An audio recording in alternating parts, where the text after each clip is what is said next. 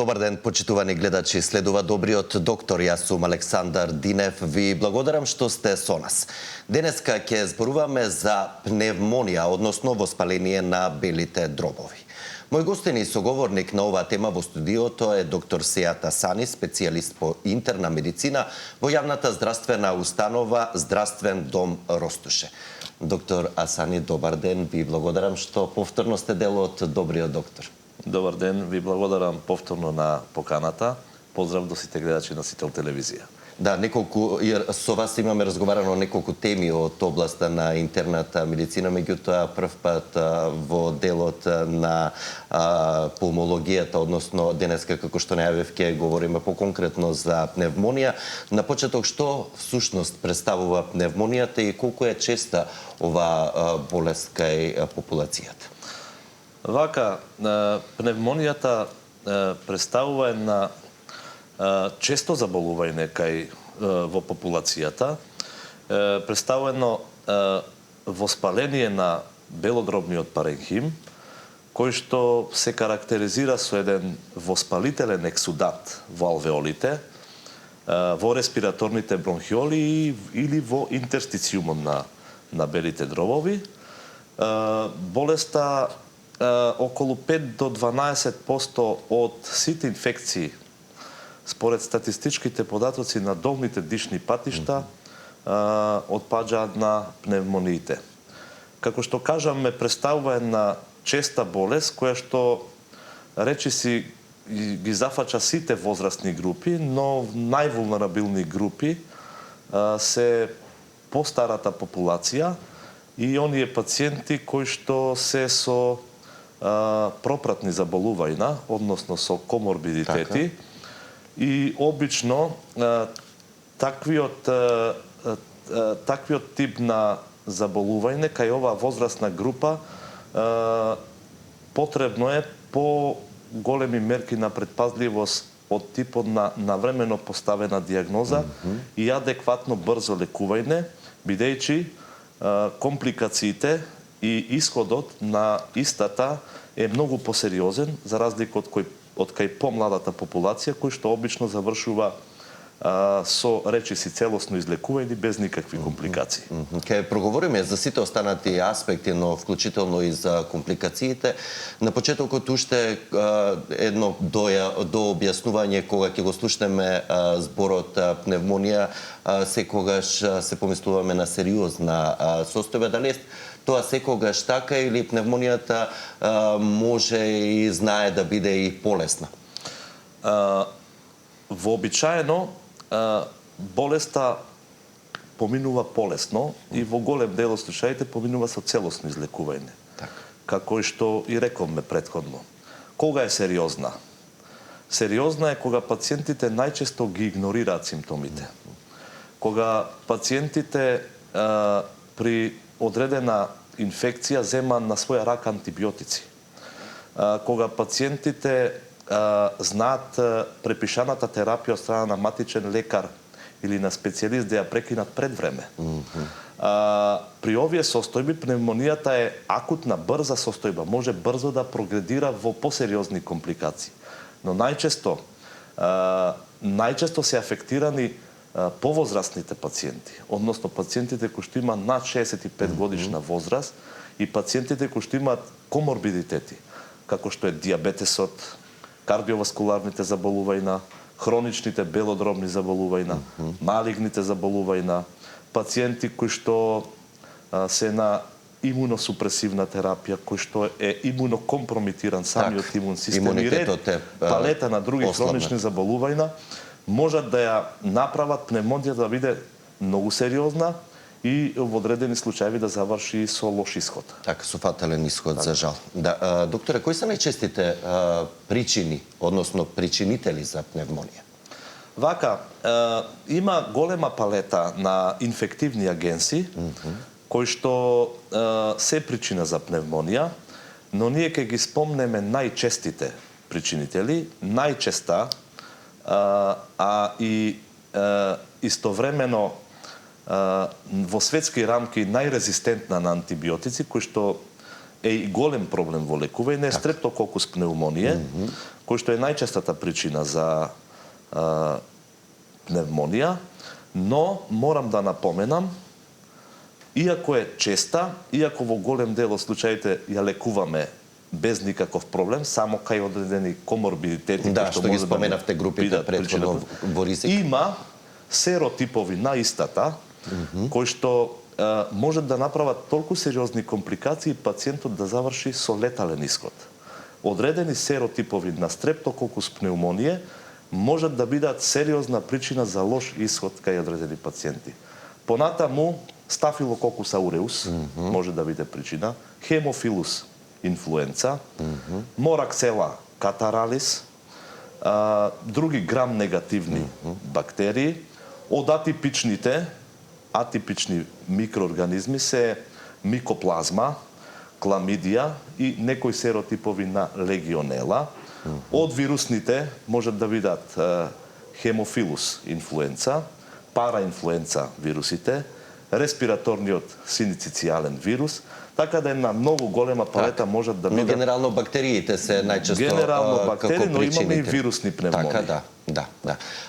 Кога говориме за вируси и бактерии, се поставува прашањето дали пневмонијата е заразна и како се пренесува. Така. Генерално заразна е кога причина е инфективен агенс. Односно, заразна е кога се пренесува самиот агенс инфективен, не е заразна самата болест, како пневмонија. Но имаме и типови на пневмонии кои што не се заразни. Такви се, например, аспирационата бронхопневмонија. Бронхопневмонија предизвикани од хемиски средства. Радиациона, оние пациенти кои што се зрачат во градниот кош заради одредена малигна болест, и тоа се вика пневмонија, но тоа не се заразни. Обично заразни пневмонии се оние кои што се предизвикани од инфективни агенси, бактерии, вируси, атипични бактерии и габични инфекции. Каква улога има пушењето, односно пушачите кога се соочуваат со развој на пневмонија? Дали е поизразена клиничката слика или како кај оваа категорија на граѓани се одразува во однос на пушењето? Пушењето не само за дека има полесен развој на пневмонија, него и компликациите се посериозни од самата болест кај пушачите, како што и е причина за многу други заболувања. И тука има своја улога. Самото пушење цигари најпрви ја менува самата структура на белите дробови, прави една хронична инфламација, го пореметува тој мукоцилиарен клиренс и што е најважно, директно ги оштетува алвеоларните макрофаги кои што нам ни стојат на располагање во одбрана на организмот. Кога организмот, имунолошкиот систем треба да се бори против некој агресор, самото пушење цигари ги оштетува тие алвеоларни макрофаги и одбраната на организмот е скоро нарушена. Затоа пушачите можат да спаѓаат во оние групи на пациенти кои што можат да имаат посериозен тег на болеста. Дали имунитетот игра исто така важна улога во однос на тоа каква клиничка слика ќе се развие, дали пневмонијата ќе помине полесно или ќе развие посериозни компликации? Секако дека имунолошкиот систем игра клучна улога во текот на клиничката слика на пневмонијата. Кога се населува одреден микроорганизам во алвеолите на белите дробови, се активира имунолошкиот систем.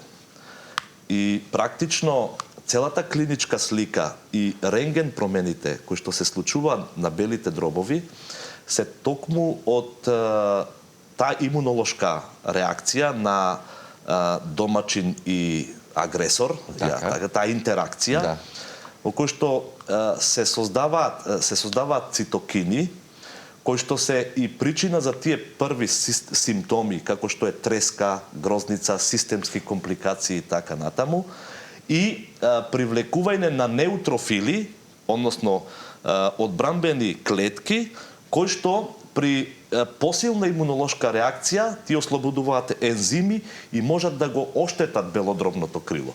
Така да тој имунолошки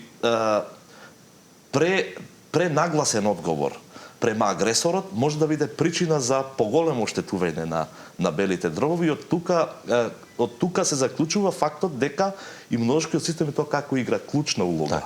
Затоа симптомите кај помлади пациенти, кај постари пациенти се различни. Да, ќе ги проговориме симптомите убаво и сликовито беше објаснето ова во однос на имунитетот, да дадеме предност и на прашањата од нашите гледачи, а ќе ги офатиме и третманот, но и компликациите кога говориме за пневмонија. Почитувани, во програма сте, повелете. Добар ден. Добар ден, добар ден. Во програма сте, ве слушаме, повелете со прашањето. Да, слушам. Од старт не ве следев, јас се извинувам, нешто слушнав докторот дека кажа нешто аспираторниот систем, нешто со кашлица сте работили, не ве следев од старт, се извинувам уште еднаш. Така, нема проблем. Дали може да поставам прашање во врска со кашлица? Затоа што се работи за мојот сопруг, има 2 стенда ставено, уште 2 треба да стави, а многу повремено кашла, значи не нон-стоп, значи кој ќе се закашла, не знае да престане. Крвна слика направивме, нема ништо на крвната слика, се е во ред, каде да се обратиме, да видиме зашто се работи. Во ред ќе добиете совети и препораки од доктор Сејата Сани, да како да постапите. Секој добро и вам и на вашиот сопруг. Да, не слушнавме која е причината за кашлицата, меѓутоа каде да се обратат за подетални испитувања освен лабораторија. Кашлицата е симптом на многу респираторни заболувања и нереспираторни заболувања. Од она што го слушнав од гледачката, не е во склоп најверојатно на актуелнава тема во која што зборуваме. Препораката моја да се обрати и консултира со пулмолог или интернист. Така, секако, да, најпрвен соматичниот лекар и понатаму така ќе го следат ќе следат патеката на движење за да се најде таа причина за толку интензивна и долготрена кашлица како што ја објасни гледачката. Кои се симптомите кај помладите пациенти кога говориме за пневмонија, а симптоматологијата кај повозрастните, по што се разликува? Вака, симптомите на почетокот на болеста можат да бидат и атипични. Тоа значи пациентот да има симптоми слични на грип или настинка. Да почне со болки во грло, со некоја или алергија, сега бидејќи сме сезона, со некоја си полесна кашлица или поинтензивна кашлица, да има главоболка, мијалги, болки во мускули, да е фебрилен пациентот, да има висока температура и практично да имитира на слика на една вирозна состојба. Но сега, кој е клучниот момент, она што преска го кажав, пациентот никогаш да не игнорира следниве симптоми. Ако пациентот има кашлица и има висока температура неколку дена и има отежнато дишење, овие се алармантни симптоми кои што пациентите никогаш не треба да ги игнорираат, особено оние пациенти кои што се со коморбидитети по возрастната популација или децата под 5 годишна возраст, веднаш да се обратат на лекар и да се побара помош, затоа што овие симптоми веќе сугерираат дека нешто посериозно се случува и дека навремената диагноза и навреме започнато лекување спасува живот. Така е. Така е. Да ги слушнеме прашањата и од следните гледачи. Почитувани, во програма сте, повелете. Добар ден. Добар ден, ве слушаме. На вас и на вашиот доктор, добар ден, да поставам прашање. Повелете, да. Пациент 55 години е пушаче од 14 години. Цело време кашлаше, беше пред 2 години на лекар и му советува цигари. Не е толку вика од цигарите, 20% вика цигарите влијаат, 80% алергиско. И сега скоро беше пратен во на алергија и стои докторот така му рекол. А на дења не кашла, мислам кашла само навечер, кај 2-3 сати, кога ќе се смири организмот. Па сакам да го прашам доктор, дали тоа од пушењето ли и алергии, не знам веќе кај... Зошто се јавува токму во ноќните часови таа изразена кашлица?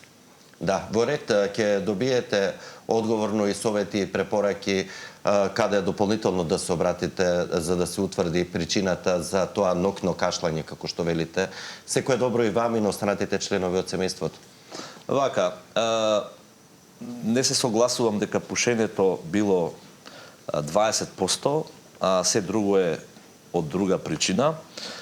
Пушењето е дефинитивно најголемиот непријател на белите дробови и пациент кој што има вакви симптоми, потребно е веднаш да направи прекид на пушење и друга работа која што сакам да сугерирам кај пациентот, да каже некој дека е алергиска 80%, а 20% е од пушењето, потребно е пациентот да биде целосно исследен, дали кај истиот пациент се направени алерготестови, дали е направен комплетен пулмолошки преглед.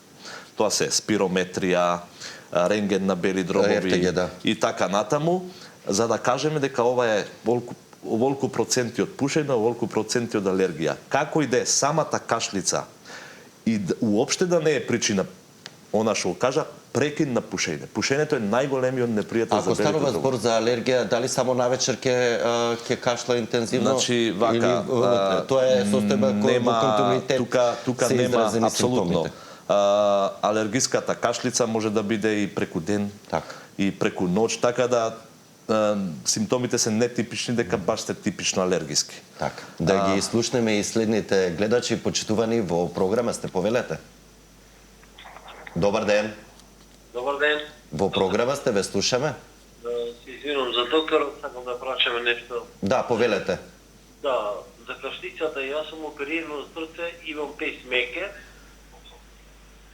Ме слушате? Да, оперирани од срце, имате пейсмейкер, продолжете бидејќи ви е пуштен телевизорот. Ристовски, он ме оперираше, пейсмейкерот ми остави, али меѓутоа имам кашлање и кашлам.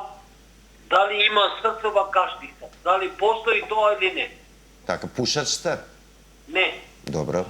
Во ред. Да, ќе добиете одговор на конкретното прашање, како што прашавте дали има срцева кашлица, докторе? Така, значи пациентите кои што обично имаат срцева слабост, знаат да имаат такви симптоми, кашлица, но и да не може да се искашлат убаво. Особено, тоа е поизразена баш ноќе при спиење, кога се легнати во една таква положба, заради лоша дренажа, нели, на самата состојба, обично знаат да кашлаат. Пациенти кои што имаат срцева слабост.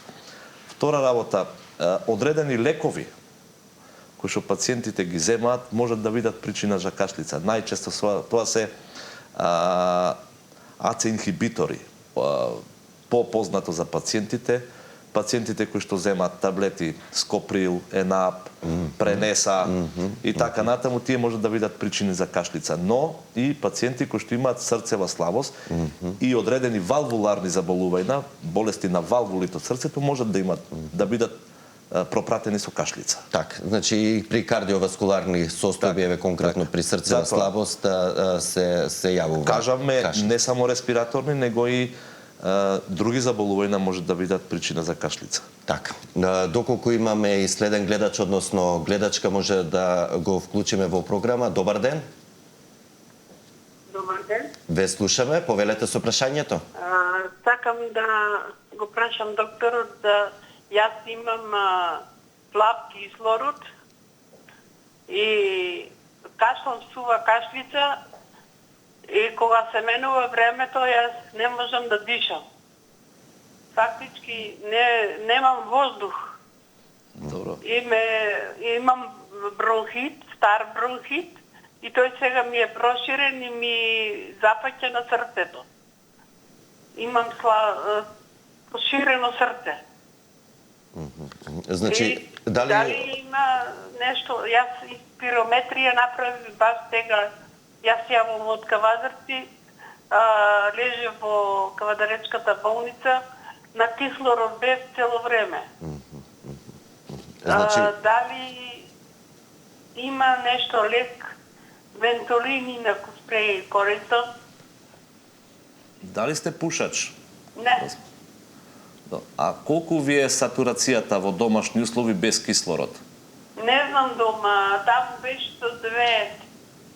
90 без кислород, така? Без кислород до 90. Така. Во ред ке... Дали имате некои други придружни болести? Имам со хипоператероидна жлезда, стероидна жлезда. Дали сте пушач? Не. Не сум. Така. Во ред ке, да, бидејќи споменавте и други пропратни заболувања, но и бронхопневмонија или бронхит, чинам дека рековте. Пациентката најверојатно е ХОП, значи хронична обструктивна белодробна болест. Самата болест е хронична болест со најчесто неповратни оштетувања на белите дробови од многу причини, не е само пушењето, пушењето е една од причините. Кислородно зависна. Да. Добар момент е што пациентката не е пушач. Терапијата која што ја кажа е практично таа терапија која што обично се дава кај тие пациенти. Кај овие пациенти советуваме ние не можеме да ја смениме состојбата на белите дробови, тоа е такво како што е. Неповратно оштетување, но за да нема влошување на основната болест од одредени инфективни агенси, како што се сезонски вируси и така натаму, потребно е да водат сметка. Значи да нема собир во колективи, во затворени простори, да носи маска, миење на раце, обавезно примање на вакцини за сезонски грипи, пневмококната вакцина, значи да ги регулира хроничните заболувања колку што е можно. Така да тука не можеме да смениме на таа основна болест која што има, но можеме да делуваме на причините кои што можат да ја влошат таа основна болест. Да се внимава да не дојде до влошување и до компликација. Токму ова група на пациенти со ХОП се борат за кислород, едноставно се гладни за кислород и затоа е таа кислородна поддршка. Имаме простор само за уште еден гледач, односно гледачка. Добар ден, во програма сте, повелете. Добар ден. Ве слушаме. Поздрав до докторот и до вашата емисија. Поздрав и до вас. Поздрав. Вака, имам едно прашање. Се работи за мојата внука. Пред неколку дена се осеќаше така како нема лактана, ја болат рацете, викаше на глава, така од време на време ми е ладно. Јас си давав такво, јас сум и баба. И давав парацетамолче, ќе ја попушти, ама ми века баба ме боли грлото. Ја одведе мајка и на пичниот. Тој рекол нема ништо на грцето, ништо не и дал. По неколку дена таа истото пак. И пак ја одведе, тој дал да направи крвна слика, на крвната слика ТРП-то беше покачено 35, шеќерот и беше на граница, а другите параметри се добри. За колкава возраст станува збор детенцето, внуката? Детенцето е 11 години, 12 Во ред, да. Ке добиете совети. И сега им препишал антибиотик, вибрамицин, мислим дека е. И она испи неколку сега баба домро, вие не сака да ги пие, ама јас мислам дека треба да терапијата треба да испие до крај. Вие ќе каже и докторот сега ќе ви одговори на тоа прашање дали треба да се пие антибиотикот до крај, зошто треба да се пие. Секој е добро и вам и на останатите членови од семејството. Вака пациентот е педиатриска популација. Направено е крвна слика, благо покачени вредности на ЦРП, онака што го слушнав. Не добив информација дали било потврдено дека има наод на бели дробови, аускултаторен од страна на матичниот лекар. Било препишано антибиотик, вибрамицин. Некако состојбава не ми е баш многу по протокол. Не, во однос на последното прашање, дали треба и при ваква, условно да речеме, поставена диагноза, пропишана антибиотска терапија, дали треба да се користи, да се применува до крај? Вака, дека Ако се чувствуваат пациентите многу често... Значи, кажав на почеток дека едно од причините за влошување на болеста денеска што ја разговараме и прекид на терапијата пред време, ако веќе почнало, треба да ја заврши, но и премногу употребување на антибиотици, исто така може да видат причина за компликации. Така е. Затоа кажав дека не ми е многу јасна состојбава тука, не е потврдено дали се работи за пневмонија. Да, не го слушнавме клиничкиот наод и дали е на слушалка, дали се констатирало или да се оградувам индикација. но дека лековите треба до крај кога се дадат, да се пијат до крај. Така е. Докторе, како се поставува конкретно диагноза за пневмонија, бидејќи денеска говориме за пневмонија, кои испитувања, односно исследувања се неопходни, вклучително и клиничкиот преглед, за да се постави диагнозата? Секако дека клиничкиот преглед е прв. Анамнезата, односно симптомите кои што сугерираат на пневмонија се кашлица, висока температура, отежнато дишење, малаксаност, намален апетит и оние пропратни атипични симптоми. Но најважно е аускултаторен наод, односно со слушалка кога слушаме наод на бели дробови. Обично се слушаат крепитации. Тоа се како газене по снег, крцка. Тоа е еден типичен наод, аускултаторен наод за пневмонија. Втора, многу важна работа е рентген на бели дробови, во кој што на рентген на бели дробови се појавува една нова сенка, која што претходно сме ја немале. Понатаму од лабораториски испитувања. Обично иницијално на почеток не се форсира многу на диагностика. Не се прават исцрпни лабораториски и микробиолошки исследувања, посебно кај полесните случаеви. Се земаат они инфламаторни параметри, ЦРП, леукоцити. Обично имаме високи вредности на ЦРП и леукоцитоза со општа биохемија. Така, леукоцитоза со доминација на неутрофили. Но при сомнителни случаеви, онаму каде што клиничката слика ја ценеме дека е посериозна, покомплицирана, прошируваме диагностика. Земаме и прокалцитонин, кој што е маркер за посериозна инфекција, обично кај септични состојби. И така натаму. Прошируваме испитување и во други правци, но обично на старт кај лесните случаеви и иницијално кога почнуваме, правиме само крвна слика, ЦРП, рентген на бели дробови, анамнеза и преглед на пациентот. Да, слушалката и рентгенот се клучни индикатори. Почнуваме со третман и што е многу важно, после 48 до 72 часа, после давањето на првиот третман, повторно се повикува пациентот на преглед, да видиме дали има подобрување. Значи задолжителна контрола. Така е, задолжителна контрола после 48 до 72 часа.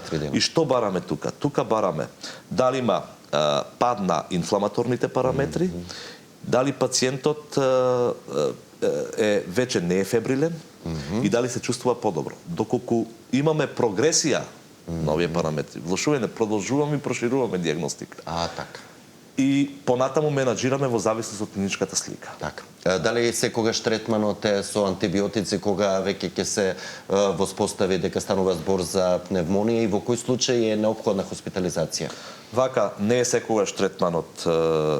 Третманот на пневмонијата е етиолошки прво, причинител, и поддржувачки. Што значи тоа? Ако причина е бактериска инфекција, почнуваме со антибиотски третман. Ако е причина вирусна инфекција, даваме антивирусна терапија. Односно, И може антибиотик во случај да има суперинфекција. Таа вирусна состојба да се комплицира со секундарна бактериска инфекција, почнуваме со антибиотик.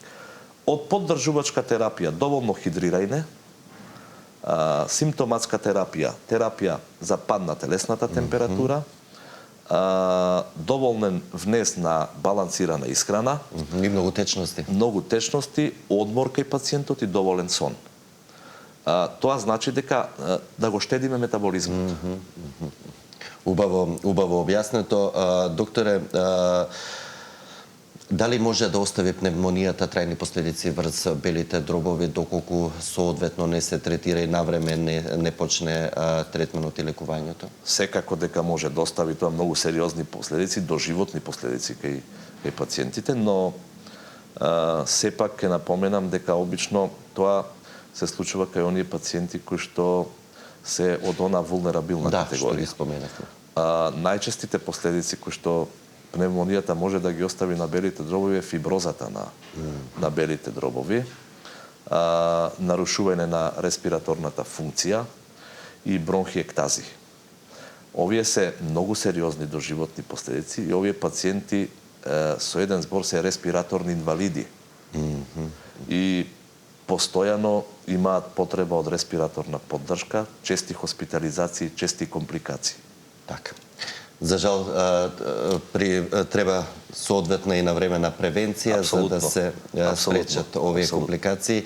Времето ни е ограничено, имавме уште неколку сегменти да разговараме, но ќе ги оставиме за некое ваше следно гостување во Добриот доктор. Ви благодарам за одвоеното време, за советите и искуството кое денеска го споделивте на оваа доста честа здравствена проблематика и, како што реков, ви очекувам да видите повторно дел од Добриот доктор. Благодарам на поканата уште еднаш.